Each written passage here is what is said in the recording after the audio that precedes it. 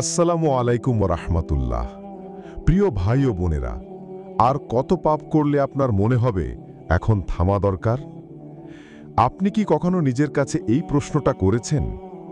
আমি তো প্রতিদিন পাপ করছি, আল্লাহর আদেশ অমান্য করছি, নামাজ পড়ছি না, কোরআনের বিধান থেকে দূরে সরে আছি, তবুও মনে হচ্ছে না আমি থেমে যাই।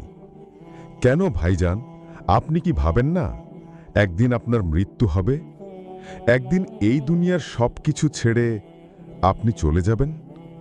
তখন আপনার কাছে থাকবে না টাকা, না বাড়ি, না গাড়ি, না পরিবার। থাকবে শুধু আমলনামা। আর সেই আমলনামা যদি পাপে ভরা হয়, তাহলে কি হবে আপনার? কেউ যদি আপনাকে প্রশ্ন করে, আপনি কোন ধর্মের? আপনি গর্ব করে বলেন, আমি মুসলিম। কিন্তু বলুন তো, এই পরিচয়ের সাথে আপনার জীবনের মিল আছে? আপনি কি ৫ ওয়াক্ত নামাজ পড়েন? আপনি কি হালাল হারামের পার্থক্য করেন? আপনি কি ভাবেন যা খাচ্ছেন তা হালাল কিনা? আপনি কি আল্লাহর আদেশ মানেন, না নিজের নফসের মনের ইচ্ছা পূরণেই ব্যস্ত? আপনার চলাফেরা দেখে কি মনে হয় আপনি কখনো মারা যাবেন না? কোরআনে আল্লাহ সুবহানাহু ওয়া তাআলা বলেন, প্রত্যেক প্রাণীকেই মৃত্যুর স্বাদ আস্বাদন করতে হবে। সূরা আল ইমরান আয়াত ১৮৫। রাসূলুল্লাহ সাল্লাল্লাহু আলাইহি ওয়াসাল্লাম বলেন, বুদ্ধিমান সেই যে নিজের নফসকে নিয়ন্ত্রণ করে এবং মৃত্যুর পরের জীবনের জন্য আমল করে। তিরমিজি হাদিস নাম্বার ২৪৫৯। প্রিয় ভাই ও বোনেরা, সময় এখনো আছে। আপনি এখনো জীবিত আছেন।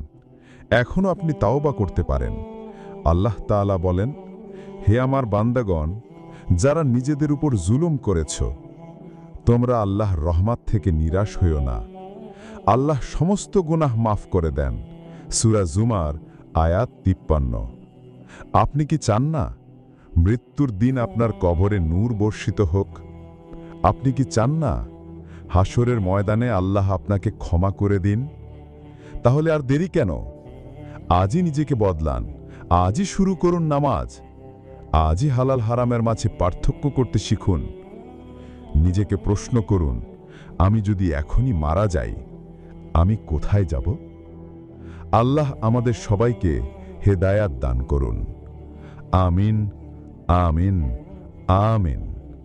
পরবর্তী ভিডিও আসা পর্যন্ত ভালো থাকুন, সুস্থ থাকুন, এই দোয়া করি আল্লাহর কাছে। আর ভিডিও যদি একটু ভালো লাগে, এক্ষুনি সাবস্ক্রাইব করুন।